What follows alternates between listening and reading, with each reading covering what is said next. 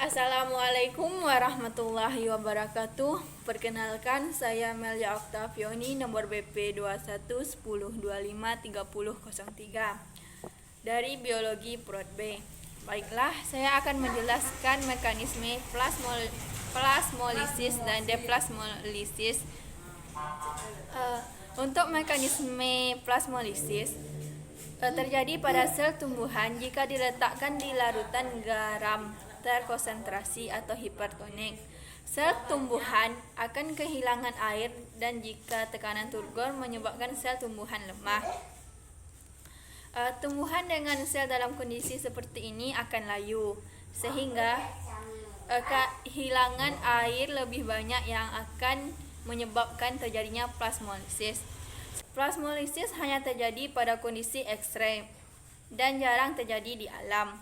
Jika di laboratorium menggunakan tanaman sel epiderma atau bawang yang memiliki pigmen warna sehingga proses dapat diamati dengan jelas dengan meletakkan sel pada larutan bersalinitas tinggi atau larutan gula yang menyebabkan ekosmosis.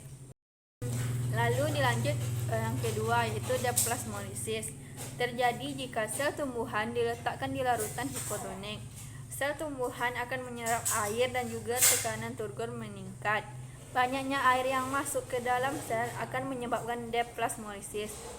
Membran plasma akan mengembang sehingga air akan melekat pada dinding sel. Dilanjut dengan pergerakan sel. Pergerakan sel dilakukan dengan dua cara, yaitu silia dengan flagela. Silia berstruktur seperti rambut yang dapat bergerak mengakibatkan pergerakan sel. Silia juga ditemukan pada eukariot, contohnya pada trakea dan oviduk. Flagela merupakan alat mirip cambuk yang menyebabkan pergerakan sel. Lebih panjang daripada silia, tapi mempunyai struktur internal yang mirip, terbuat dari mikrotubul. Flagela pada eukariot dan prakariot sangat berbeda. Flagela dan silia mempunyai suatu susunan mikrotubul 9+2. Penyusunan ini menunjukkan 9 pasangan mikrotubul yang menyatu pada permukaan luar silinder dan 2 mikrotubul yang tidak menyatu di pusat silinder. Tangan dinain pada mikrotubul yang berfungsi sebagai penggerak molekul. Tangan dinain yang mengalami kerusakan menyebabkan infertilitasi pada laki-laki dan juga menyebabkan problem sinusitis saluran pernafasan.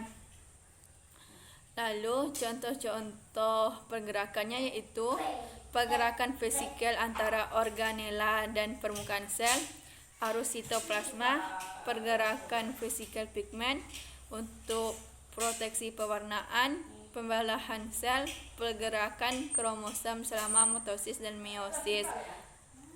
Cukup sekian yang dapat saya jelaskan. Wassalamualaikum warahmatullahi wabarakatuh.